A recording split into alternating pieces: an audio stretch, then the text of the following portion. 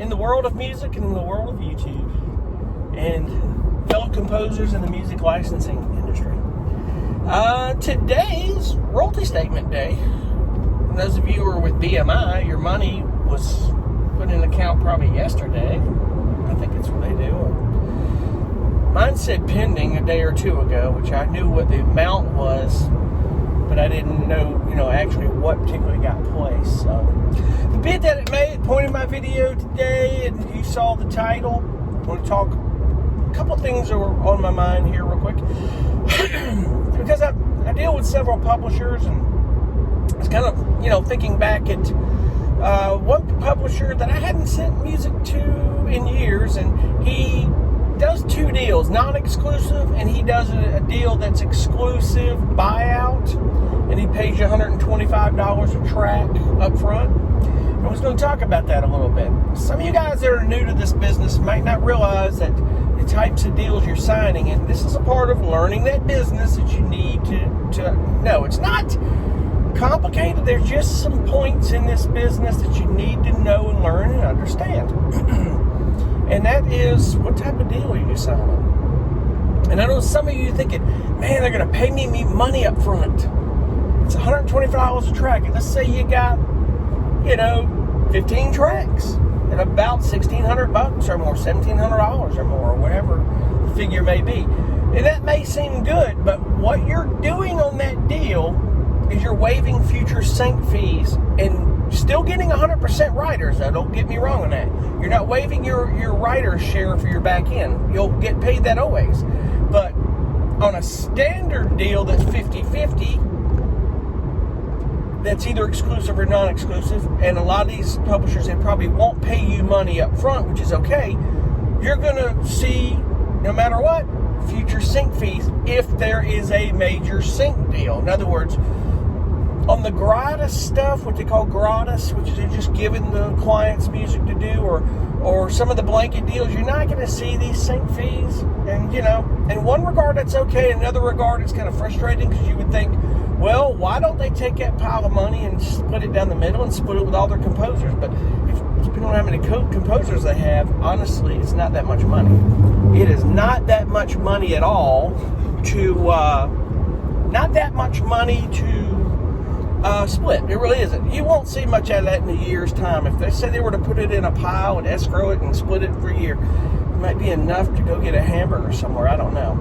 And that's just kind of the feedback I got at some of these publishers that I talked to that, it's sad because they get so desperate. They're trying to give away everything just to get these clients to use their music, and you can't do that.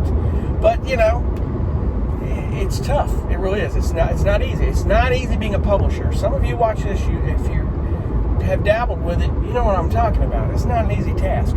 But be it that it may, be careful and know what the deal you're signing, because it's very important that you know and understand that a lot of these buyouts, they may say full buyout, partial buyout. Complete buyout is if you're doing a work for hire and you're waiving everything. Now, I did that on 4 tracks about 3 or 4 months ago for a publisher. I think they were bought for Pawn Stars or something. I can't remember. I don't even know. It may not even been that show, but I can't talk about it any more than that. But they were bought out on that. But be it that it may, that's a complete buyout, and I'm not keen on doing that often. I did that as a kind of to help them as a favor, because it's one of those, all right, well, I scratched your back, it's time to scratch mine, so we'll see where that goes. We'll know in time how that goes, I'll be a team player, and I'll take 4 tracks for the team, so it was a good payday for a couple days' work, but, the thought of not being paid ever again for it, and you may hear it on TV, stings a little bit, so I'm okay with that, but I'll tell you the best advice on what you can do to keep from crying over that spilled milk, and that's another topic. And what I'm about to tell you, you need to be extremely careful about what you do. There's some rules to this, okay? It's kind of like the rules to repurposing tracks and redoing the same tracks to different cues. In other words, I mean, it's almost like you're taking a template, you're taking the tracks and you're redoing the progression, you're changing the sound elements, and just making it a new track, completely new. But there are rules to this. Now, backing up, if you do 3 or 4 tracks that are work for hire, and it's a complete buyout for a client, whether it be a publisher or someone else that's asking, and you waive everything, all back in, all future sync fees, the works. I mean, if they own the song, you don't own it anymore. Everything's gone. Never again. There's a way to skin that cat, and one is if you're working with a library that really has an appetite for a lot of music and places a lot of that music, here's something that you can do. Now, you're not doing anything wrong, and this is not something that's undermining or wrong. A lot of people do this, but I caution you to be extremely careful and understand that you need to create it as a different track. That's another topic along with the other one I talked about. I'm going to talk further about. I want to maybe do a video on. There's 2 or 3 I want to do, and I'm going to get to them, I promise you. Is those 4 tracks are not completely dead in the water, folks. You can cry and go, they're gone, I'll never do that again, or you can make lemonade out of those 4 tracks. You got 4 of those tracks that are balled out and gone, but you can take those 4 same tracks, folks.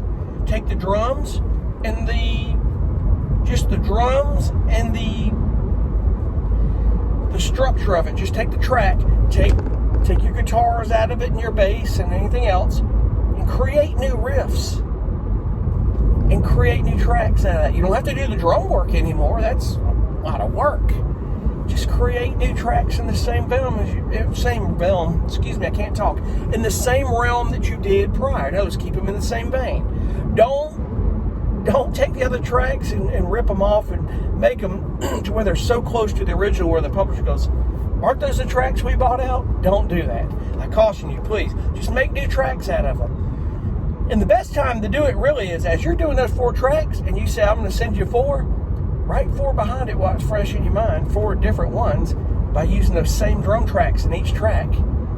Almost like you're redoing those 4 tracks, but you are redoing them. You're recreating new tracks. And hold on to them for a while. Rule number 2, don't just shove it right back into the library. And wait a while. Because they get a lot of music. You don't want them going, wait a minute, are you sending the same tracks or are you sending different ones? Publishers actually like for you to send multiples in the same vein of different tracks and same style. But you can't make them the same tracks. You already know that. I'm not telling you something that you don't already know.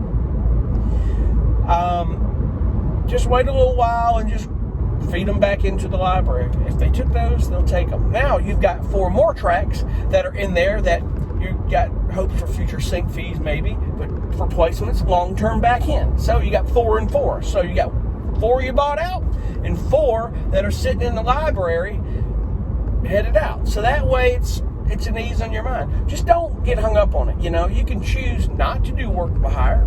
No one's pressuring you to do it. You don't have to do it.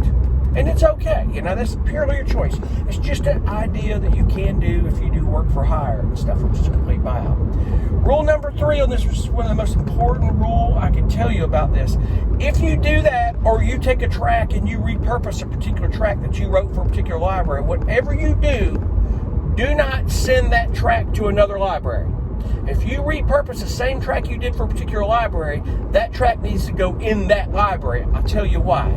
If there's any similarities, there's any elements, it gets any questioning, and your library you submit to sees that track in another library and they're listening to the similarities, and you could get in some heat and get booted off that library. You could get in some legal trouble, okay? It's much better to send it to that library because it's in the same vein, it's repurposed, it's a different track, and whatever you do, make it a different track.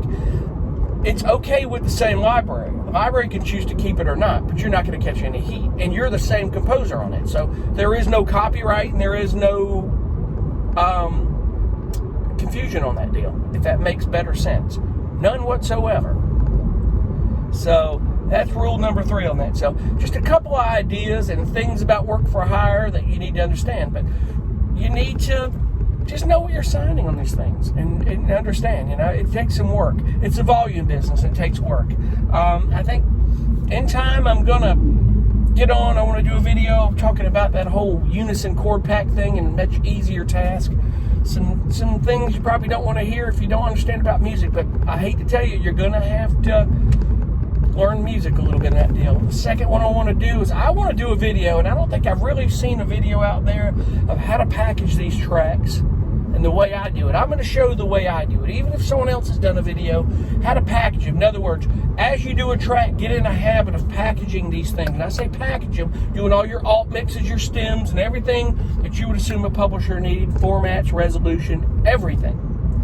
In the third video I'll talk about is maybe taking a track and restructuring, what they call repurposing. In other words, you're taking a track you did for a library, redoing it, and the same track, some easier ways to do that are kind of quicker, but you're, working to make a different track. It just takes less time and you're getting more tracks done.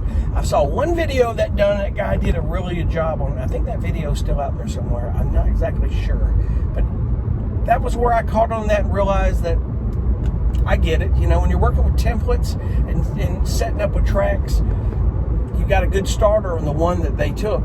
They took that one, or if that one's placed, you want to do it in the same vein, in the same realm. So at the end of the day, this is a volume business. It takes a lot of work. It really does. I mean, I'm doing music every day. And a lot of people, it's not for everybody to be able to do it every day. You've got families and you've got kids, and it's hard to do. And I totally get it. Or some people just can't, they get burned out in their brain, It is what it is. Anyway, I just wanted to get on. I'm babbling a little bit now, but I wanted to get on and kind of touch on these points a little bit. I had a moment to do so. I hope you guys are well. I thank you so much for watching. I really do. And if you're a BMI artist or composer, I hope your statement was on today. I really do. Anyway, thanks so much for watching. We'll see you guys on the next video. Be cool. Bye.